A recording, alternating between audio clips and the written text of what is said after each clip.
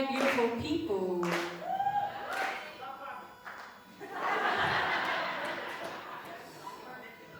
Got a little vibe for y'all tonight. Hope y'all can dig it.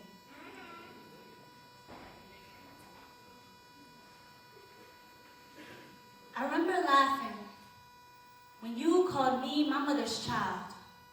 Back in her day, she was a dime. With her lightly caramel tone complexion, those long modelesque legs, and that pair of pretty brown eyes, it was love at first sight for my father. She was it. And from the moment they met, my parents took the kinds of flicks that made you wish you could sing just to make a mixtape and plaster their memories across the cover. I reminisce as I used to love her. Plays in the background of my mind, find myself fully transported back to the very first time I was told, beauty is in the eye of the beholder. Purposely proceed to reiterate this phrase as I continuously betrayed myself. Filled with charcoal, these windows to the soul set some unforgivable gaze upon this figure, this body, now staring back at me in the mirror. That just so happens to house all those imperfections I've condemned myself to. Knowing I was born out of a love story that could mirror a marriage between Mother Earth and Father Time. A union so naturally inclined as to gift me with these pools of brown every lover I've had has drowned themselves in. So dark and so deep. Filled with just enough love to hold all these microscopic specks of gold, shades of amber, streaks of sunlight. So much so, the very concept of staring contests never stood a chance with me. Make no mistake, my love.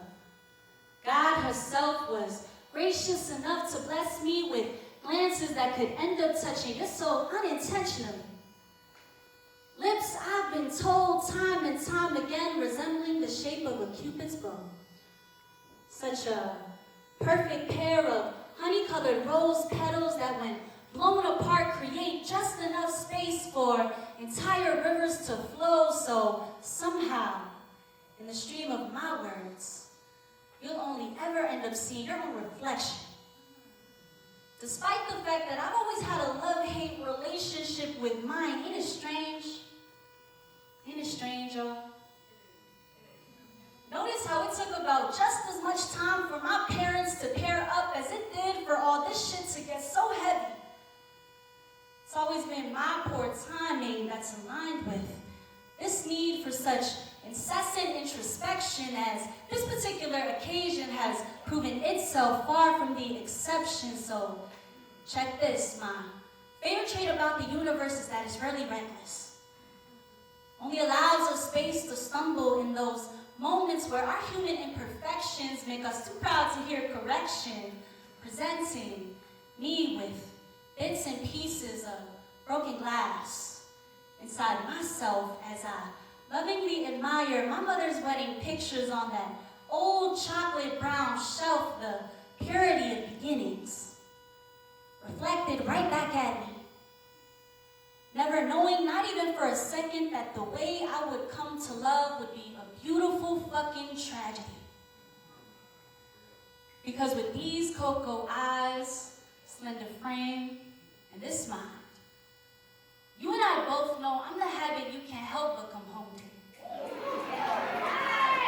That one muscle you're so fond of flexing because you know you have the most fun stretching me out. And at this point, I've lost count of all the times I've seen behind your eyes just how much you'd like to spread me across holy ground.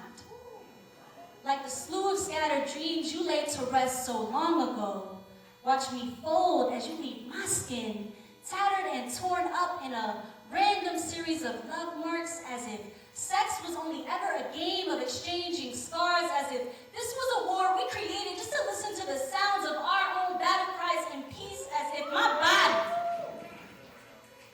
was a beacon of truth in a world built on lies, as if even the thought of ever letting me go would mean the genesis of your demise.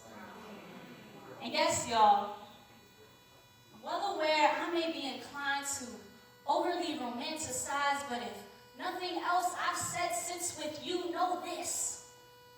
I am a walking apology and a revolving door of fools. Fickle fabrications of perfection in human form. Never solid, never stable. Never recognizing all my stretch marks for the beautiful tiger stripes I now know they are meant to be kissed and caressed with only the utmost sense of gentleness.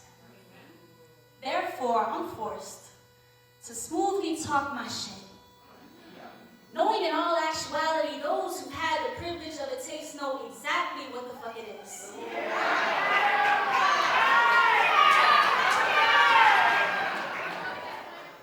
Entire torsos have formed close friendships with my signature lip ginger kiss, and I've made many reach mental peaks by the cadence of my conversation. Musical arrangements produced from within the inner workings of my mind, subtly accompanied by that sweet smell of cinnamon. You get a sneak peek of every time we hug and you whisper sweet nothings in my ear. Still, I fear the worst parts of you will be the end of me. Especially when you say, I bring to mind the classic analogy claim, I'm the rose that grew from the concrete when those who know me know I'm the roots at the very bottom of the tree. Always breathing life into you while you spend yours walking all over me. And although I'm beyond capable, there's really no need for me to snatch your soul, and I hope you hear this once more when my counsel has the capacity to breathe life into your goals. Words that will never fail to water the garden I thought you were, while you never seem to stop.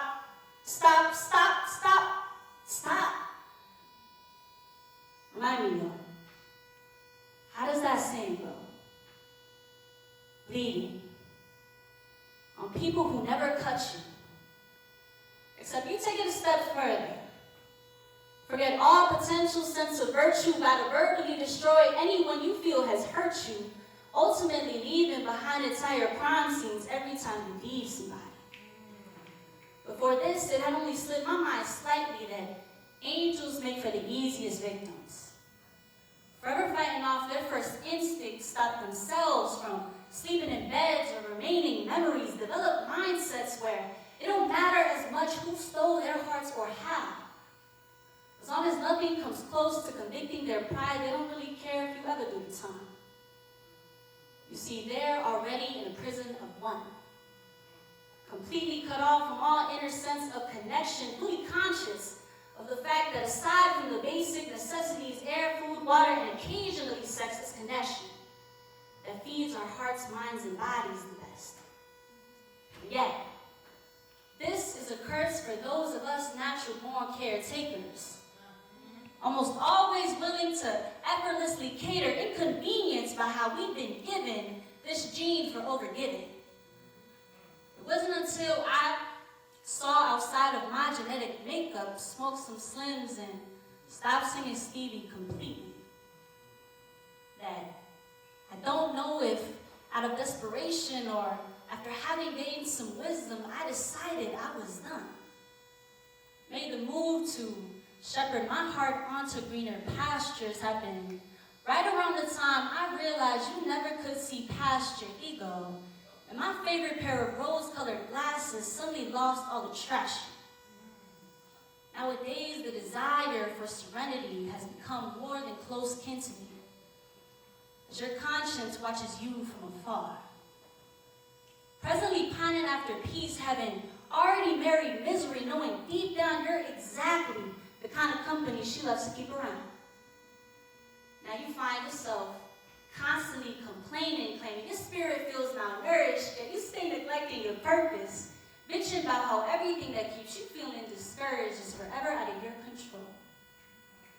When you and I both know perfectly well what you won't ever let yourself fully admit, how to be loved really saves you in the end.